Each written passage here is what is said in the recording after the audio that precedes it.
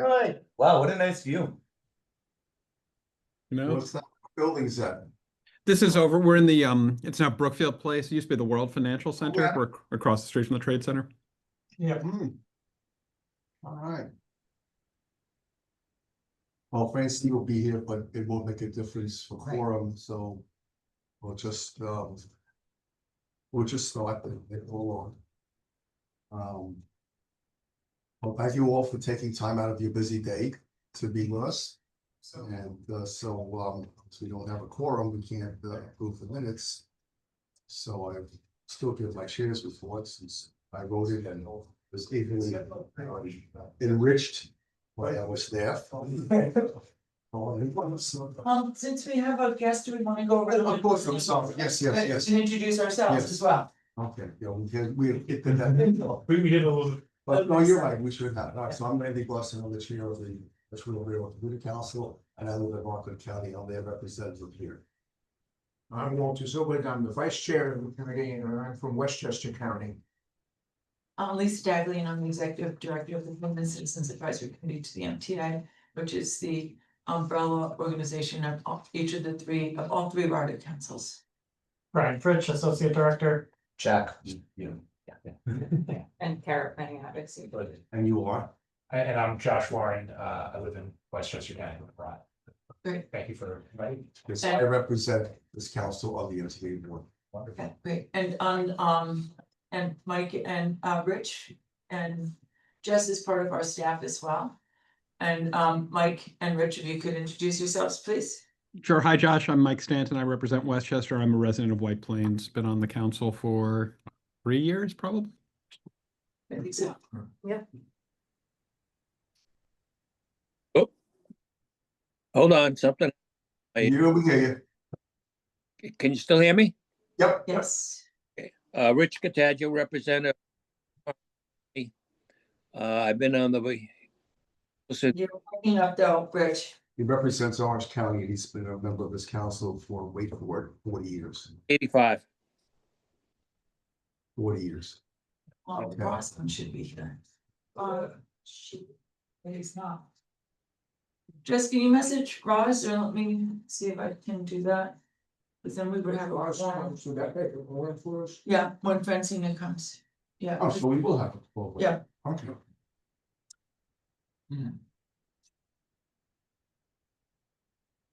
Okay. Hey. All right, I'm your chair. Okay.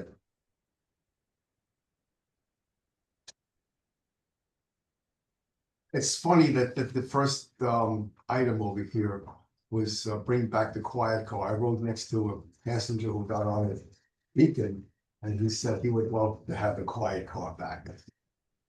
So I said I would pass his recommendation. I would mention it today, so I've done that. Okay. All right, so new timetables went into effect on October the 5th. And they made a really big deal about the new super expresses, which cut time off the on 3 of the 5 trains. My May says it's hard to hear. Are we dialed in? Are you able to hear us and Lisa better than Randy? Okay, I think Randy, you may. It's coming from the speaker over here. I can also just mute this and then use this computer, so it'll be closer to you.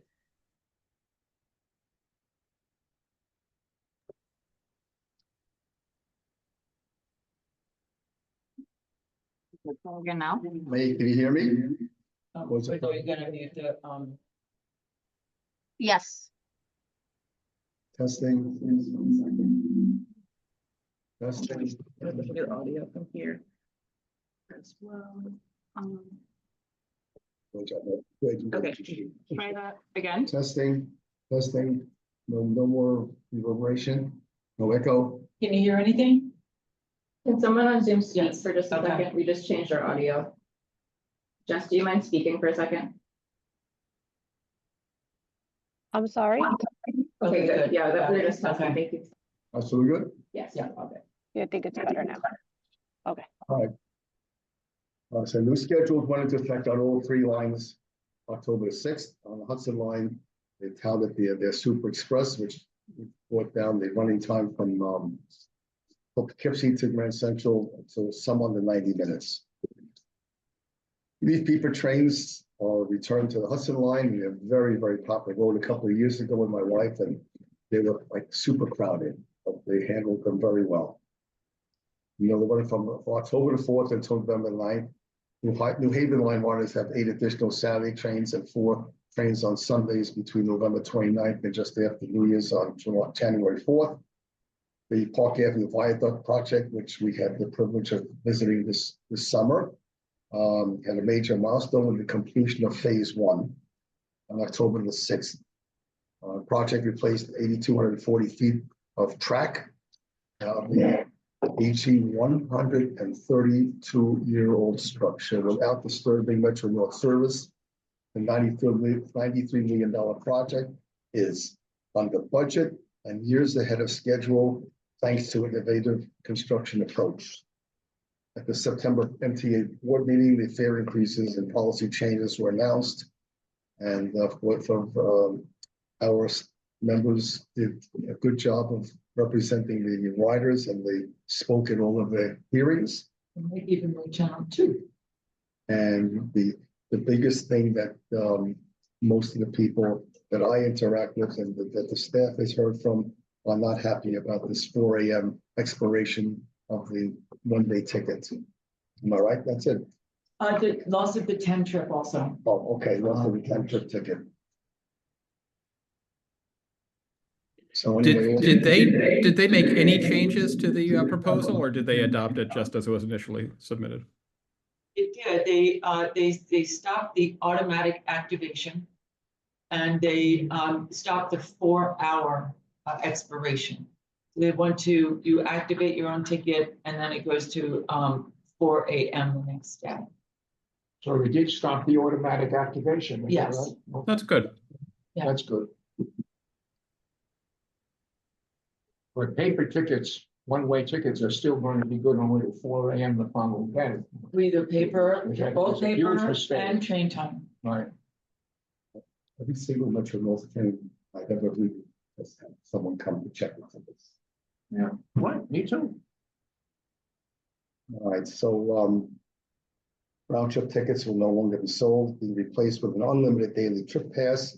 This will make ticket buying more inconvenient for weekenders heading to the Hamptons or Fire Island, who will now have to be required to purchase tickets twice. So in the PM coming home on a weekend, how crowded, how many are at the stations that you know, because you are there, how many ticket machines are there available for the horse going? One. We're at Montauk, for example. I would go to Montauk, but there's generally one at each station. No, long It's- lines of people. But trying to find- it's less than that. It's people buy 10 trips if they travel infrequently, or they travel on weekends, or they travel 3 times a week. So that's the 10 trips. But even for a weekend, if you're going to visit somebody overnight, you're going to see, Sure. Jack's going to see his grandma for a weekend, right? She moved. Right, she could, but she, not right, but then he might buy, 2 one-ways or, if Jack actually bought paper tickets, but then, that wouldn't be something that you'd be able to do anymore. Or if you were traveling, if you knew that your daughter and your granddaughter were traveling into the city and you wanted to give them tickets, nope, you could no longer do that. If you knew that your granddaughter, when she's old enough to travel alone, was going in to see the Rockettes with a friend, and you wanted to give her round trip tickets, nope. So, that's also a loss of people going to a matinee, and maybe, staying over to see a show for a weekend. I think we're unique. We're unique now. We will be unique in transit systems by not offering all those options. I'm not sure. I think that they haven't been implemented yet, and the MTA is going to need to do a really good job of informing people, Yeah. starting sooner than later, about what the changes are going to be. You know, there's some good news, but we'll talk about the AMP discount being, for seniors and disabled riders being permitted, especially on Metro North. That's important because AMP is in two directions on Metro North. Yeah. And also for the family fare, as I like to say, the mid-kid, which extends families, or youth up to age 17 from 12, so that your now 13 or 14-year-old granddaughter can ride for $1 instead of paying as an adult. So that But makes she has to be accompanied by someone. she does, but it makes it, but it not by a monthly ticket holder, by just somebody even going one way. So if you take your kid or your, you know, your child or your family friend and their friend or whomever to see a basketball game, which is what they're playing here now. What are we getting now? Then it will be cheaper than driving. So that is something we advocated long and hard for. So there's some good news, but there's still some things that we think there's an opportunity. We hope there's an opportunity to, you know, if there's really a big outcry after things are phased in, to be Roll back. potentially. You may Even have as to a, go through the whole process to do it, or can just. not if make it's a this- pilot program. Oh, Not if it's a pilot program, for instance, a 10 trip with a longer expiration, if it's on train time, as opposed to now it's not a 10 trip ticket, right, which was good for 6 months. It's 10, if you take 10 trips over 14 days, you get one for free. But doesn't mean that if you bought a 10 trip off-peak discount, you got a substantial discount. A 10 trip off-peak ticket, you got a substantial discount. That discount is gone. But if there was an extension of the expiration date and there was a one, you know, you got a ride for free, then that might appease some people as well. So that could be, that, you know, those are some things that could be implemented as pilot programs after things go into effect. So we are keeping a close eye on this. And would like to hear from everybody what you're seeing in your travels as well. We were talking about the changes in the ticketing department. But we don't affect that in the first of the year, whatever. And they what, chose. what will happen if people don't get the message or somebody doesn't get the message? Tickets are only good to 4 AM and now buys, you know, 2 one-way tickets thinking you can use it for a round trip, coming back a couple of days later and then finds out it's no good. And they get a refund. They would probably just do that once. You know, I think that there because is they have an $8 fee for a refund, for a ticket refund. I mean, $10. we get $10. No, it's always $10 for a refund. Yeah. It's $8 to buy, it's going from $6 to $8 to buy it on board. $10 for a refund. Well, that's where the really good public education and For sure. information campaign. We have lost yet? Yes, she's joining now. Okay, good. Okay. We get a corner, we can do the minutes. Okay. All right, so we're gonna go back to the beginning of the agenda. And so that's for the approval of today's agenda. I'll make the motion to approve today's agenda in a second. Second, Everybody in favor? Thank you. Approved. Minutes of January 17th were distributed. Any corrections? I move the minutes of July 17, 2025 be approved. Second? All in favor? Opposed?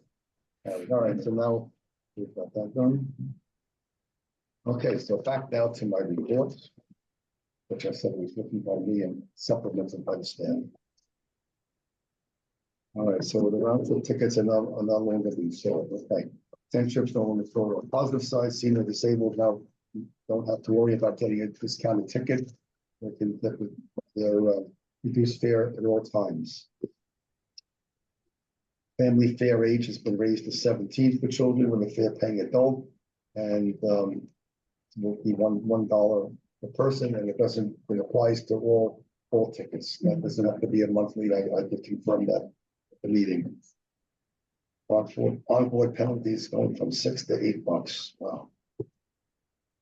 Yeah, the reasoning is behind some of these fare policy changes is to eliminate quote unquote opportunistic fare evasion, which occurs when riders don't activate their tickets and conductors fail to collect. So I was writing to Bob Bush Avenue Atlantic Terminal a couple of years ago, and when two girls got on the train and they went immediately into the restroom, and the conductor went by and was to see them.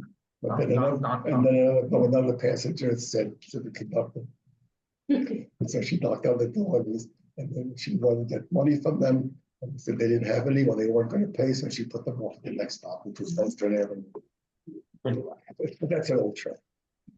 All right. Oh, okay. So I have pictures here of the new locomotive that just went in service last month. And what's good about these locomotives is the best thing about these locomotives, besides the fact that they're new, is that they're capable of operating on the third rail through the entire third rail territory of the Hudson line to Croton Harmony, the Harlem line to Southeast, and that's it. New Haven line has overhead wire, so it doesn't apply there. The engines that you are propelling trains, what they call bomb sets, the coaches, they only can use them in their tunnel, Park Avenue tunnel. So this is a real. Well, I guess expensive. We're running an electric instead of diesel. They're dual modes, right? Yeah. Yeah. So they won't have to use the diesel engines when they're operating in third rail territory. You're really nice. If you haven't seen them, they have some that they were testing out here too. Yeah, two of them are on, I think maybe three of them by now, 301, 302, and 303. Mike, you've seen any of them? I have. The question I had, and this may overlap with the social media update later on.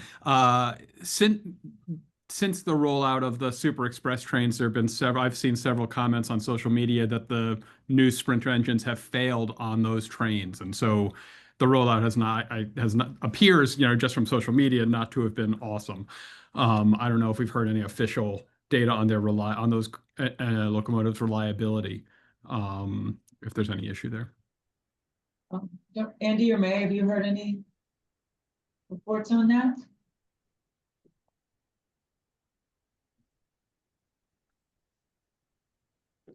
Andy, Sorry.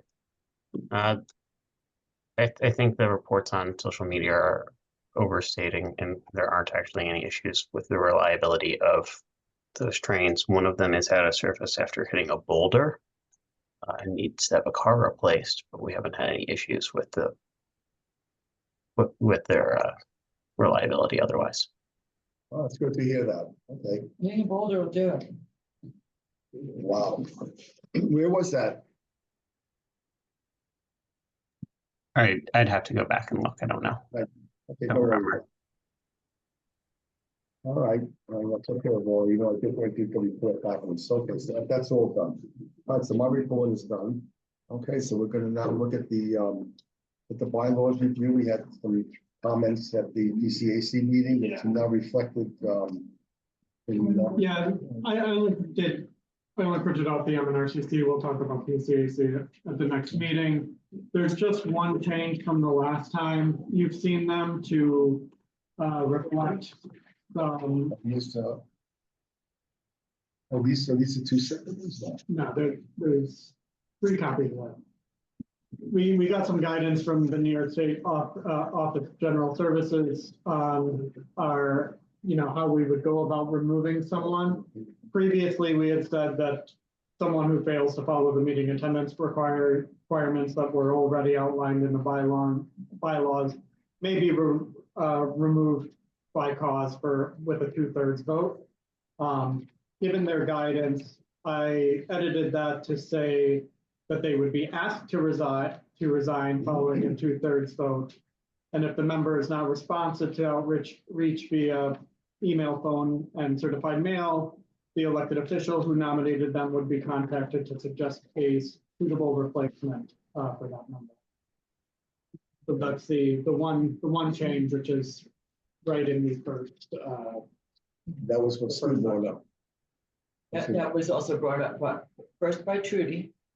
Okay, And I just want to say that we were absolutely thrilled that on the Long Island Railroad Commuter Council, the issue that we were having has finally been resolved as of yesterday. We're not mentioning names. oh, sorry. But, I know. A certain individual. I haven't met him. but- yes, so that the, Nine? yes, after following the certified letter, the phone call didn't work, the email didn't work, the regular mail didn't work, certified letter did work. Yes. So that addressed other things. We still have the problem of the open meetings law. And people who don't attend meetings in person or provide an address in advance don't count toward quorum Right. or attendance, actually. Is that something that would be considered by the legislature to fix? Or, yeah, that's something that we discussed yesterday. Jack's gonna look into. It's gonna be on our priority list for the next year, as it was last year. Go, Jack. Yeah. And hopefully they do something, because I think the current provision is set to expire, so if they don't do anything, then there would be no provision for Zoom meetings. Yeah, we'd have to go back to fully in person. Yeah. Poor Rosalind would have to Yeah. figure something out. Okay, so if there's no other discussion, do we now just approve the bylaw? Now, I think if you can do that to move it to January, to November. Yeah, to the November. We just need someone to move it All right. for a vote at the next meeting. And then we do need a 2/3 of the council to approve the changes. Okay, Today, we're just moving. so for a vote at the next meeting. we're moving it to November and then we'll approve it in November? If we have 2/3. Okay, so I'll make that, so we'll make a motion to. We have. Second. Discussion? All in favor? All right. Opposed? Okay, so we can check that off the bucket list. Okay, Lisa, you're up. Okay, well, let's talk about the legislative agenda ideas. You all had provided us with some great ideas for threefold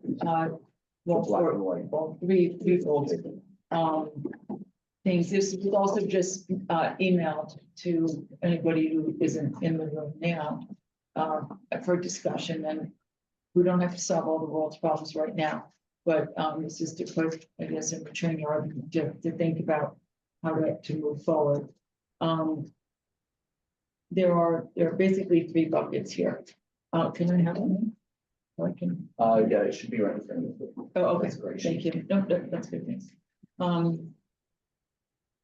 Different asks, one for, and Mike, this was, I think, at your request, how this is broken out, things that we collectively as a council, PCAC, have asked of the MTA and Metro North, and then things that we as the PCAC and as representing the councils have advocated to the legislature, to county local governments, and to the federal government. And that's the conversation that's going to be very different this year.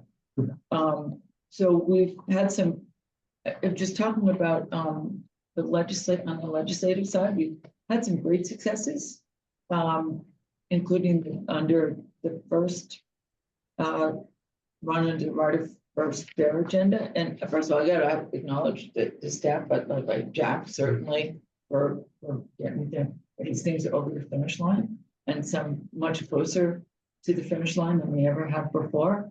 Where Jack spent a lot of time in Albany.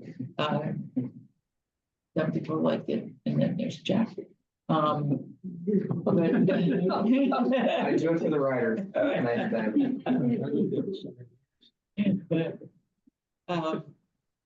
So there are some things, that we're continuing to fight for. We're engaged in ongoing conversation about fair fares, which is really a more city specific program, but would engage with the railroads, the open meetings law, as we suggested. Voting seat on the MTA board for non-voting members. And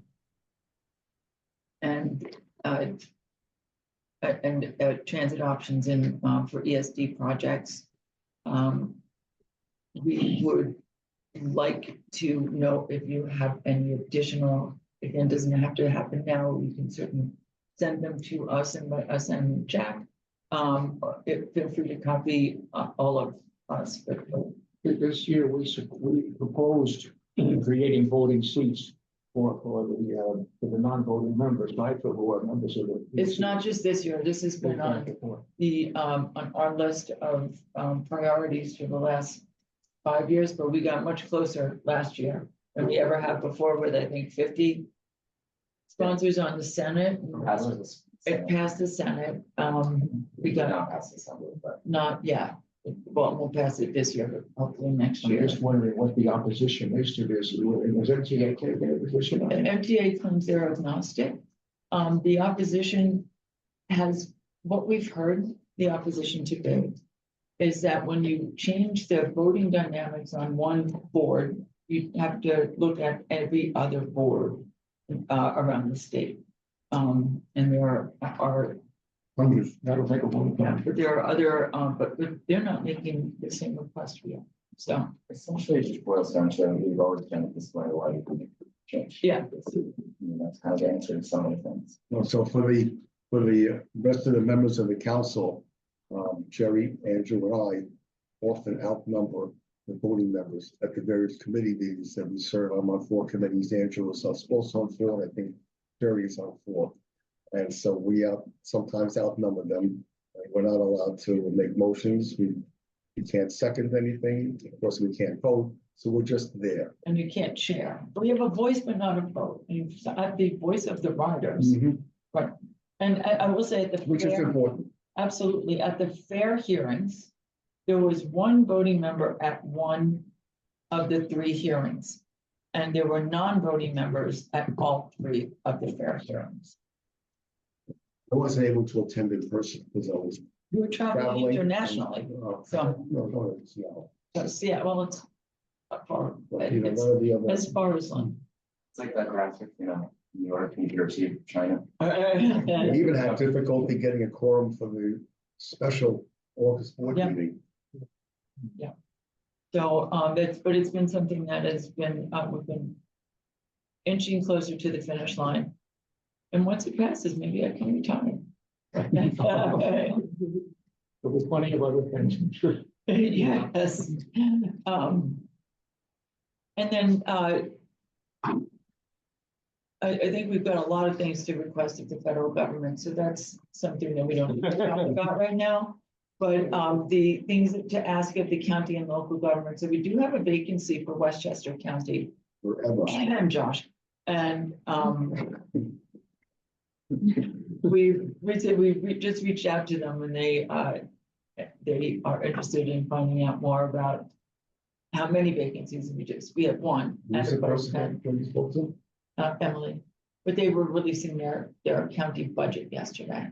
So, they will re-engage with them after they've had a deep breath and a cocktail. So there's supposed to be 5 representatives, Josh, from Westchester County. There's only 4. But there's another open position that we're not looking to fill. The person has been very strong participant here.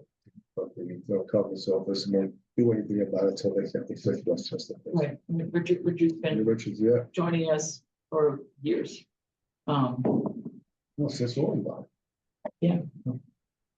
So,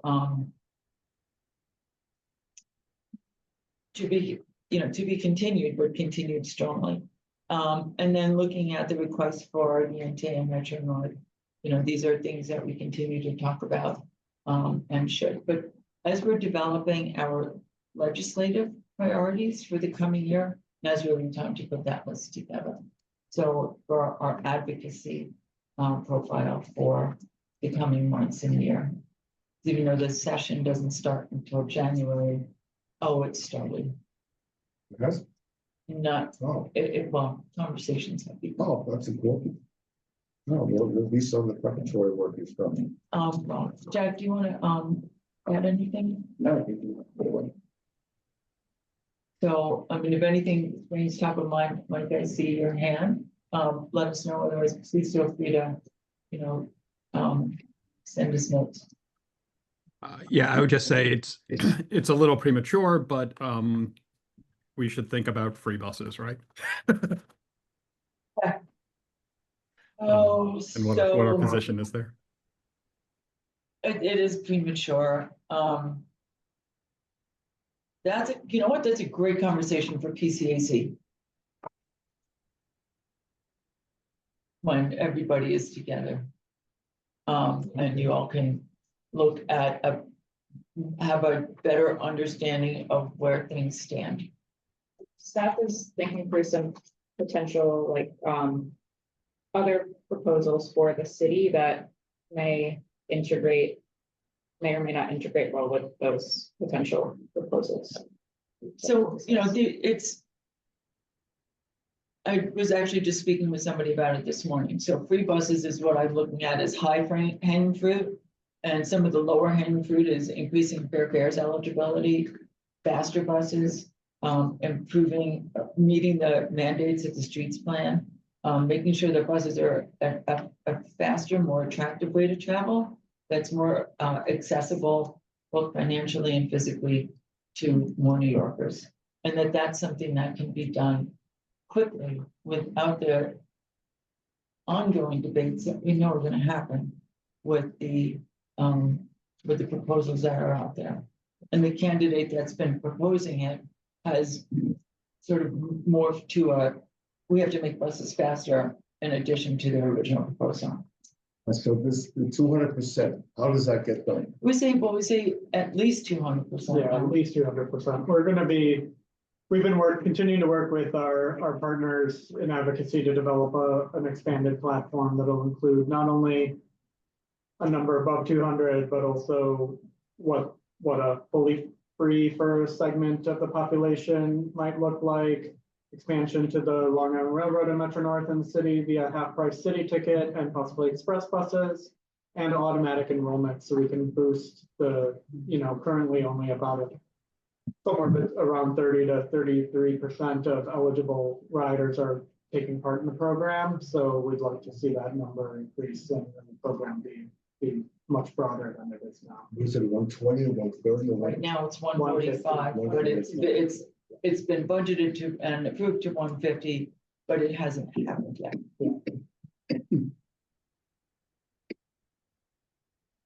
Yes, and a new administration could make a budget mod to change it. An old administration could do a budget mod to change it, but it has been reluctant.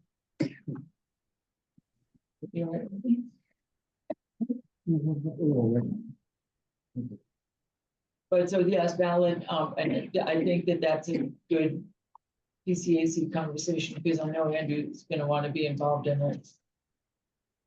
I'm not sure that anybody wants to, is gonna be surprised at the outcome. The MTA has been reluctant to get on board with the proposal. And there have been a variety of cost estimates and ridership estimates. But I think to be continued is the best way to look at that, but definitely something to consider. And also how it would integrate with things like Beeline and Nice Bus.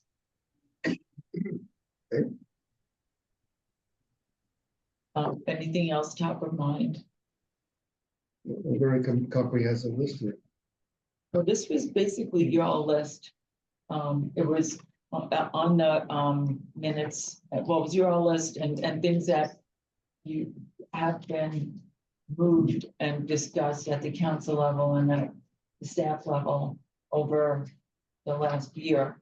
And that was requested that we recirculate when we first brought up the desire to to talk about the legislative agenda for next year to sort of see where things go. Okay. Social media. So, big news, Metro North has announced the creation of their new newsletter called Mileposts. So if you're not already signed up, yeah, go I'm sign up. not signed up. Everybody signed up? No. Is everybody signed up? Yeah, we'll Yeah, let's share send it that. around. But Carol will send the invite to all of you. Moving on to the regular, updates from riders. A rider asked whether conductors could be more proactive in encouraging riders to take their bags off seats and for supporting people to stand. Several riders have had thoughts about the MTA's fare changes, largely consistent with what was discussed earlier. One asked about the loss of the 10-trip ticket. The railroad replied that they have the new, now if you take more than 10 trips within a 14-day period, you get an extra trip. But the fact that it's within a 14-day period was very disappointing. I'm not going to use the profanity. lead. No, none of their changes happened till January. Whatever date they choose. Yeah, a lot of people were frustrated that it expires after 2 weeks. Another monthly pass holder was frustrated that they got an email about activating their pass on board the train to close to when it had left. Since they're a monthly pass holder, they were confused. The railroad replied that, well, if you haven't activated it for that month, then you should do it before you board. And said, okay, but still, he's like, I'm one of your more loyal customers. Was frustrated by that. And then finally, on a good note, a rider thanked a conductor for showing her where she could charge her phone on board after it died on her way back to White Plains from Grand Central. And Richard says, we on the West Shore thank the MTA for not raising our fares.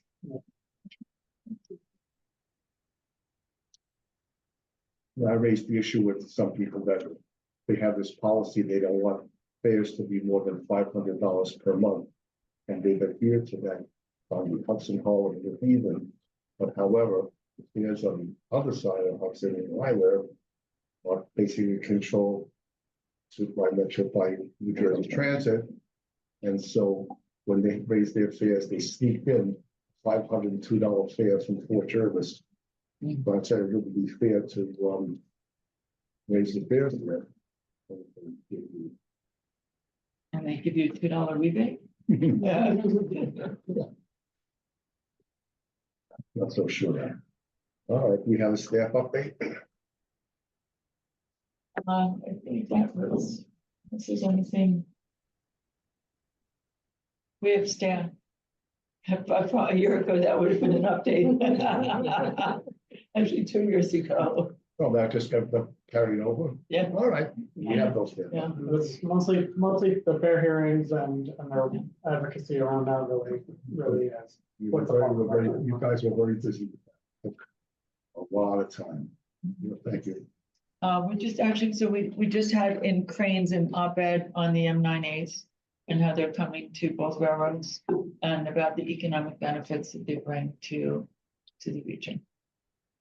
I rode an M3 home last night. Or did you? But the M3s on Metro North are in much better shape than the M3As. The M3s on the Long Island Railroad. In all fairness, Metro North rebuilt those cars. When did they do that? Oh, in the 90s, wasn't it? Yeah, late 90s. They overhauled them all. They overhauled them. Well, we could use some It artificial shows. reefs. So, They weren't going to keep any of them, but then they wound up having to, especially with the expanded service to West Central Madison. So, is there any old business? Any new business? Yes. A New Haven line rider from the public has new business, so. Hello.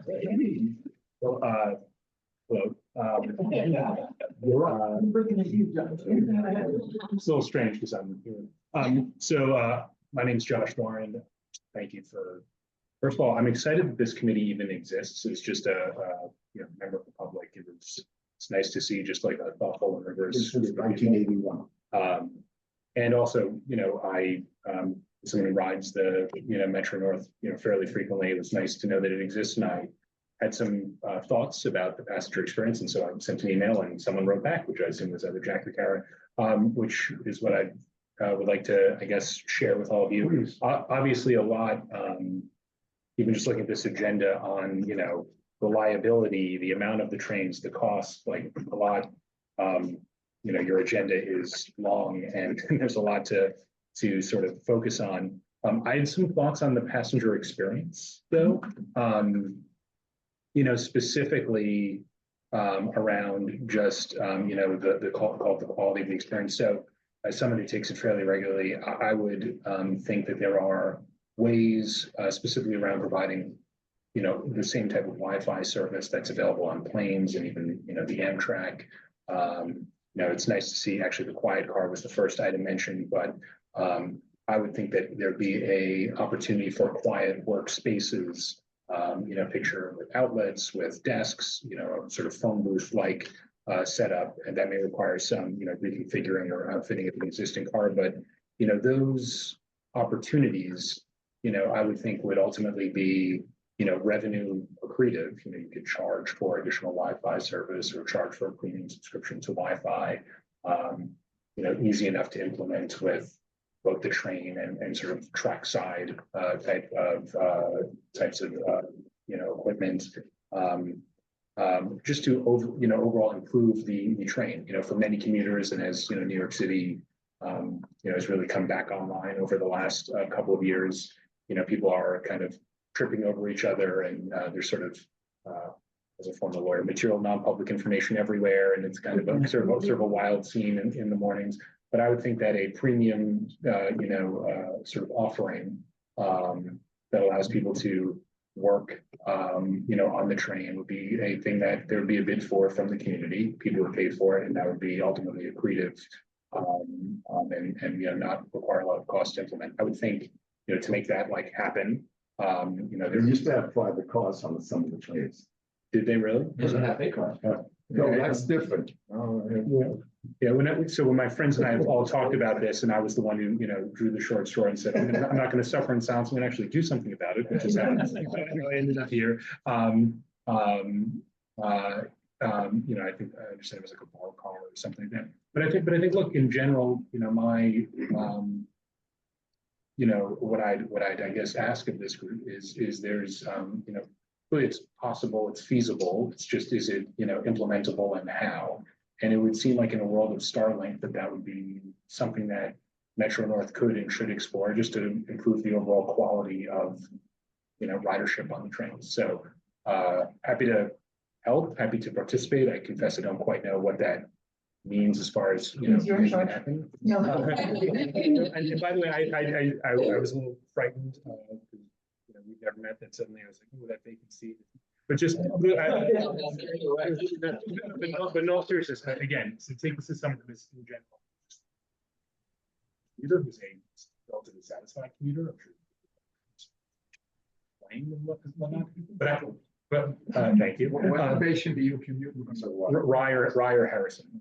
Better parking in Harrison. But in general, I just think that there's an opportunity to just overall improve the passenger experience once you're on the train. And I think that generally for the times I take the train is around more of people who work in New York City, and I think there would be call it a premium service that the Metro North could offer those riders that they'd be willing to pay for.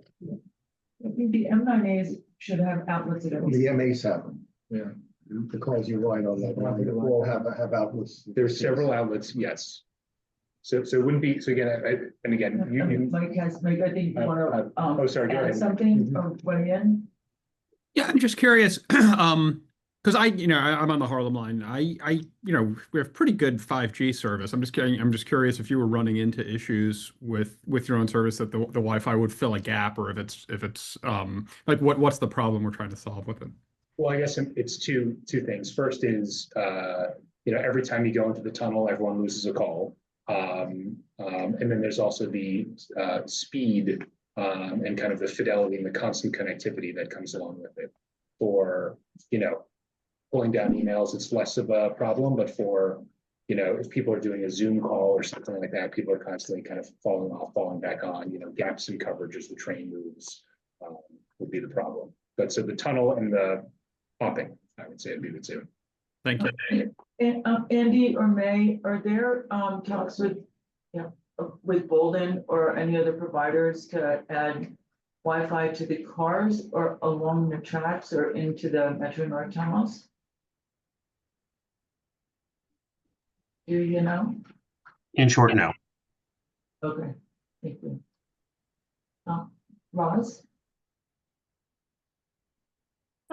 Just listening to the guest regarding, the comments, I'm reminded of the times when we used to have a bar car on the train and we no longer have a bar car.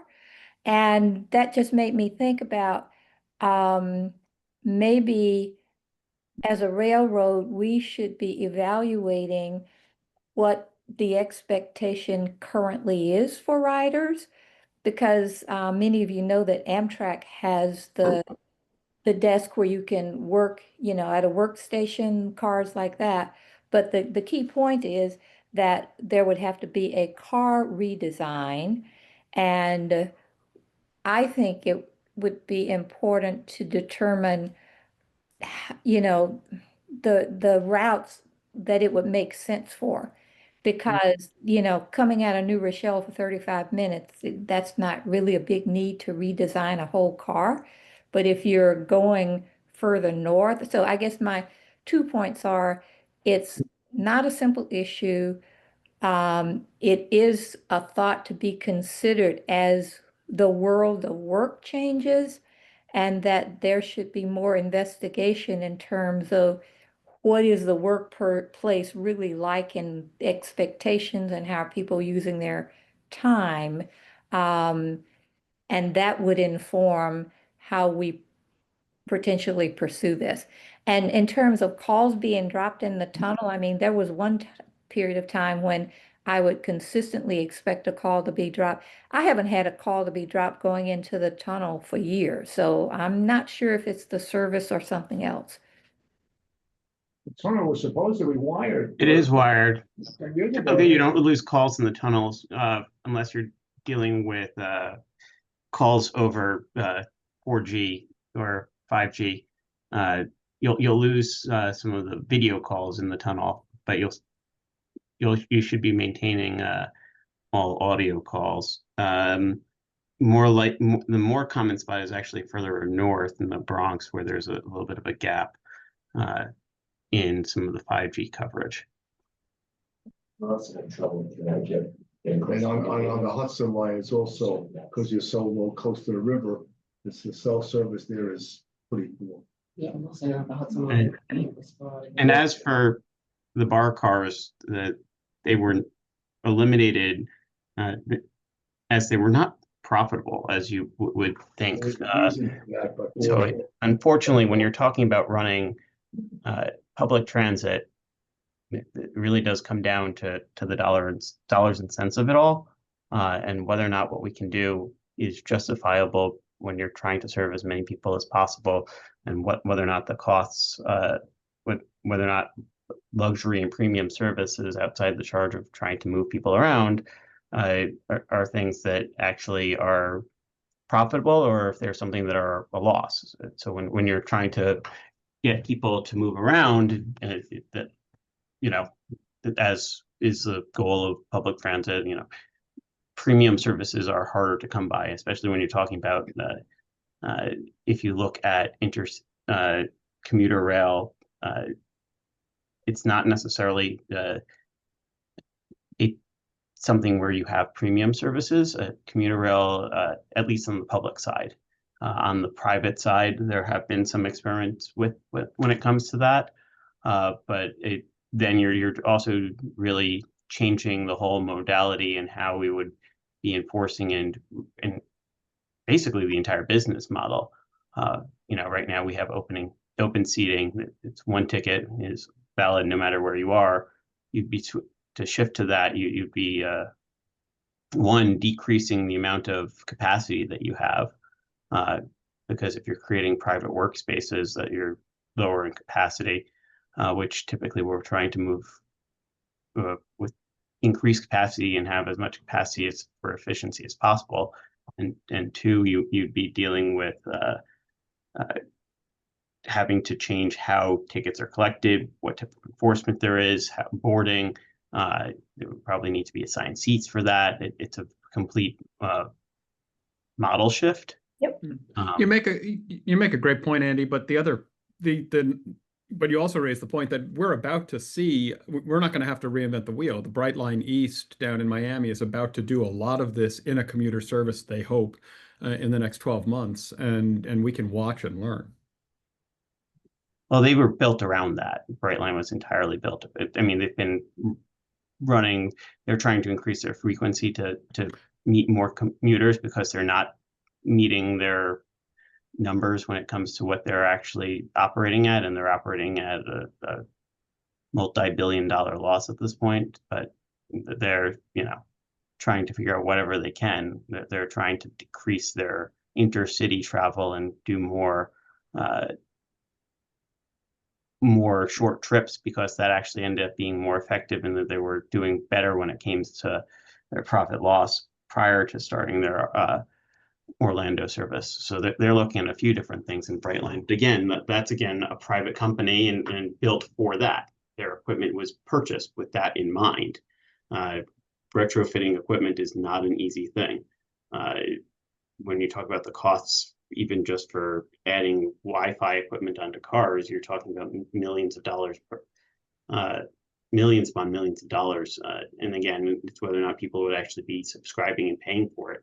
A lot of airlines don't offer it for free. They're offering it as a paid service, or if they are offering it it's sponsored by someone else. And it's also something that was included in the equipment order, because that was kind of within the standard specs of the vehicle that they were purchasing.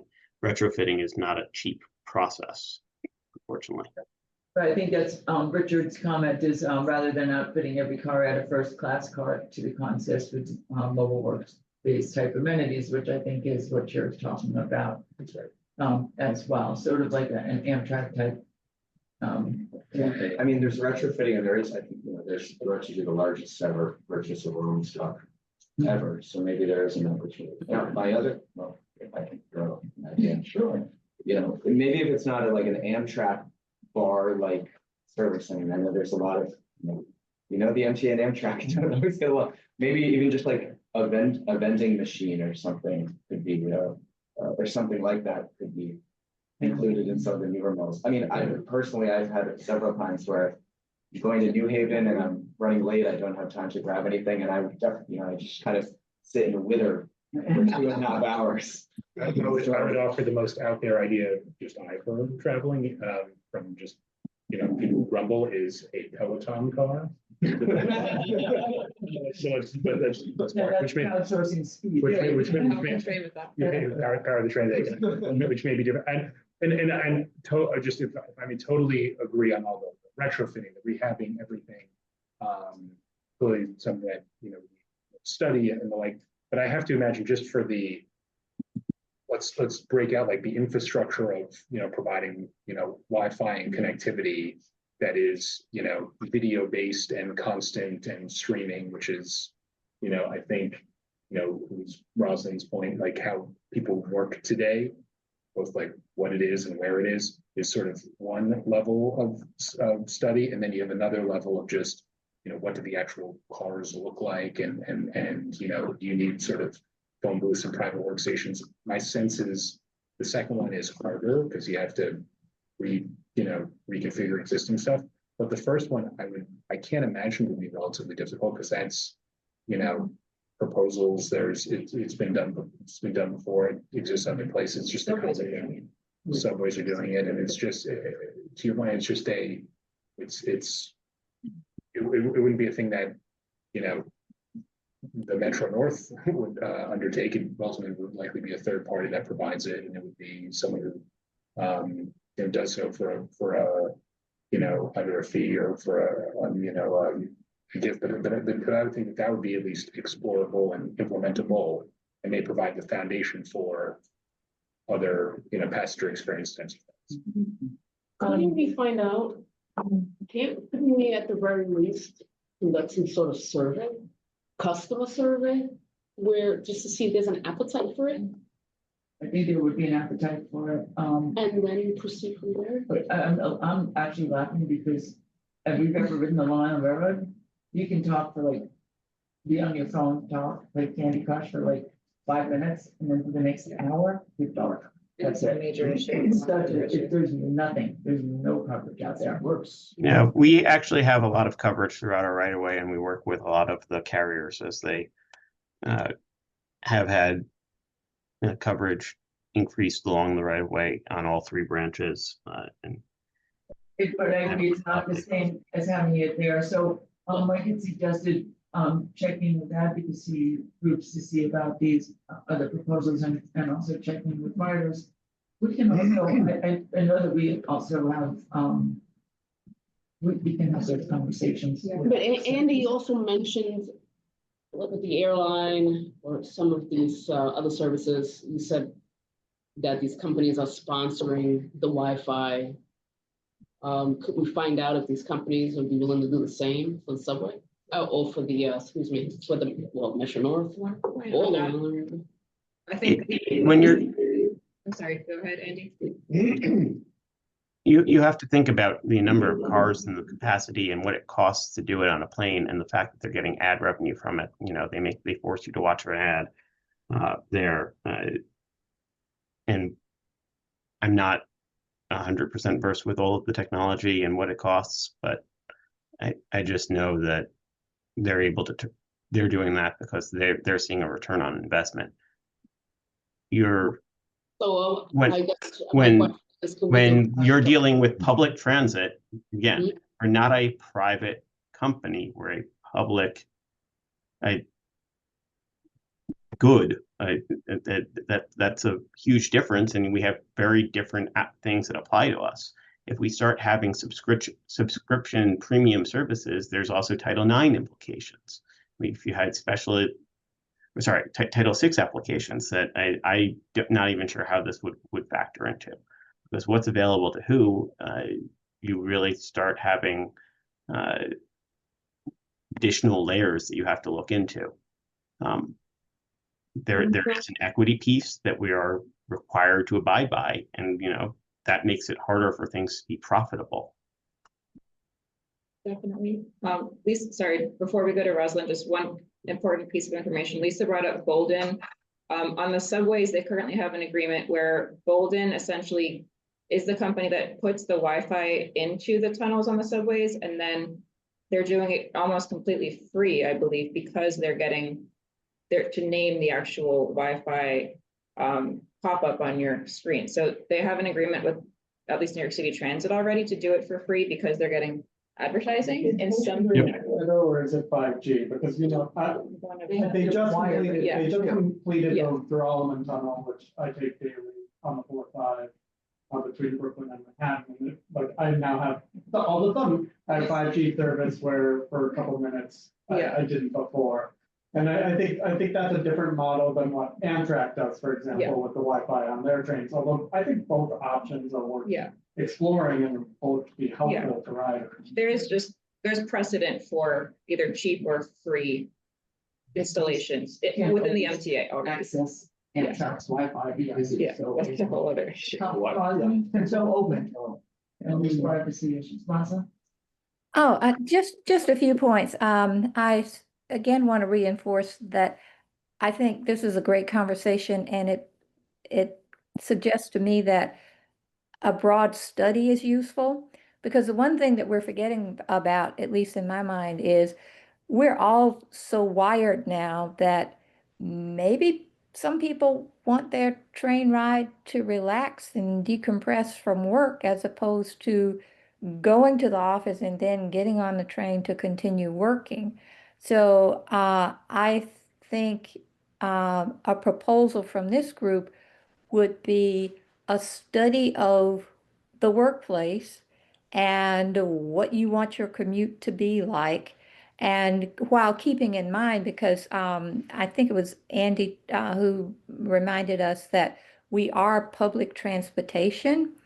And I'm reminded as a Westchester person listening to the hearings from people who are really concerned for what I consider to be a minor fare increase. There are individuals who saw that as like really, really major. So we do have to keep in mind that we are public transportation, although with our current administration, Title VI may never continue to exist. But I do want to encourage us to make it a broader study and look at how commuting and work and, just life is transitioning. The studies can end up, it can be pretty expensive. And again, I don't think it's all cars to provide a premium service. I think it's just like one or two cars. But again, we need to find out if there's an appetite for it. So why don't we Before even- frame a survey proposal? Yeah, before we even do a study. A study Very proposal costly. or proposal. We'll frame something. And come back to the group, which just means you have to be back time with them. I don't know if a month is enough time to get a It may not response, be. but I think. It wouldn't be we a should- response, we it can would at be, least it would be a develop the- framework. Oh, okay. For your We need to feedback. run it for a little while. So yeah, no, it would definitely, it wouldn't, it would, and it would be, I think it would probably be something that we might look to to maybe to have some outside assistance with too. Yeah. I don't know, like, I like a letter. I don't know. Maybe they can't even be installed at the moment. Are there design decisions that are being made now with the new rolling stock purchases where you could at least make an allowance for the future installation so that you wouldn't have to go there? Another thought that comes up on the other railroad is, I've seen this online, is on Metro North, they have buttons to open the doors. And this is kind of a different area, but I think it kind of falls within the same pot of like design decisions being made now that will have long lasting implications. On Metro North, you push a button to open the door. Or you put a handle, depending on the. Right. Yeah, but I just mean No, but you- from the passenger perspective, from the platform.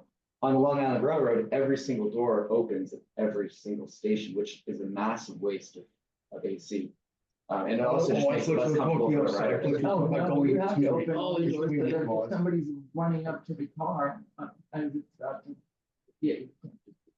No, it works on Metro It's North. no.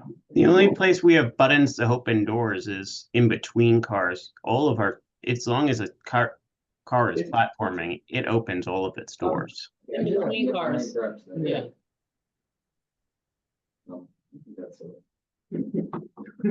State cars. Charge of that. I know, I'm not charging of anything. That's why we're advisory. State cars in many European cities, they don't open all the doors. When you want to push a button. When the M1 cars, going back in history now, when those cars first arrived for the Long Island Railroad and what was to become Metro North, it was Penn Central, and they had a system like that. There was a button a little higher up that you could push if the door was released, and like on a cold winter's day, and the train sitting at Fort Washington at the terminal when it's windy and cold, you could reach up and there's a purple light on, it would tell you the door can be opened. You push that button and the door would open. And then close. But there's a problem, a big problem resulted from that, because inside the car, they had another button to push to open the door. And there was a tragic accident in Huntington, long story, but a father brought his son who was going back to college the Sunday after Thanksgiving. And he was talking and the door started closing. And they pushed the button inside to open the door, thinking it would open the door, and it didn't. His father got caught in the door and got killed. And so at that point, they deactivated all of those do-it-yourself buttons. And it was a nice idea, but based on what happened, and I don't think they'll be interested in bringing it back. Sorry, I brought it up. I'm advocating for murder of fathers. I swear though, I've seen on Metro North, I swear there's buttons on the side of the door. We don't have buttons Between open. cars. Yeah, this, I'm certain. I was just at a conference in New Haven, I swear there's buttons. 34, There are 30. buttons on the doors, but they're key controlled by doors, but they're key controlled by conductors. There's none on the outside of the doors? There are also key control buttons on the outside of doors, but they're not actual buttons that are just touchable by passengers or the general public. I'm sure I feel like they're next to every door, because sometimes when you're hearing it and you're waiting for the doors to open. They're like pushing the door elevator just to make you feel good. Yeah. They don't always work. Or they're at the crosswalks. So we will, so we've got two things out of this, right? So we'll put together a proposal plan outline, and then also look at some kind of a request for information, not formal, not a RFI, but make some queries about, you know, how, I think the M9As are certainly set in, you know, not stone about the design features and functions, but it's worth asking. All right, there's nothing else. Take a motion to. Just one thing I like to mention, we're getting these new, Metro North is getting, I guess it's 11 new locomotives for use on the trains they're gonna run to Penn Station. There was some publicity about this a couple of days ago, and one thing kind of threw me because they're gonna be battery equipped, so they'll run on the overhead 12,500 volts on the New Haven. And you know, there was 60 cycles. So, but then when they get down to the Long Island area, or the Amtrak area, they're gonna switch to battery power. And the way one of the news media picked it up, they said, when it gets onto the territory that's not electrified.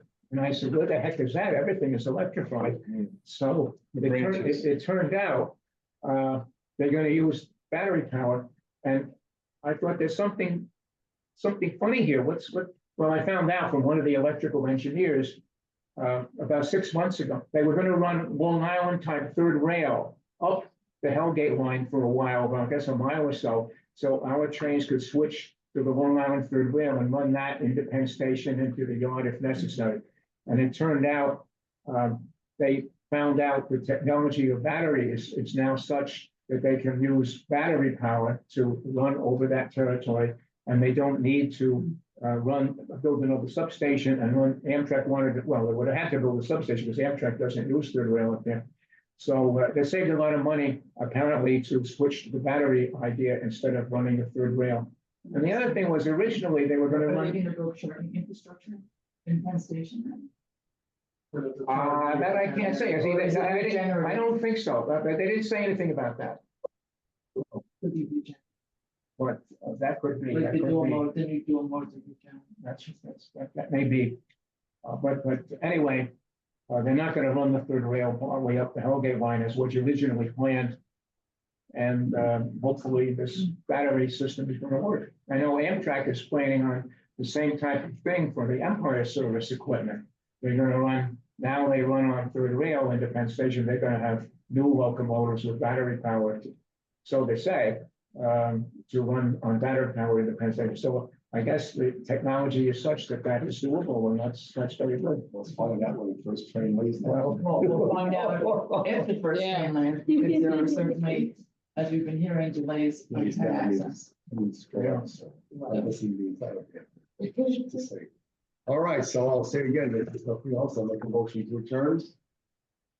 Second. Right, and our next meeting is gonna be on Thursday, November 13th, November 13th. And just to put on your record, PCAC is December the 4th. All right, so thank you, everybody, for participating. Thank you. Bye, thank you.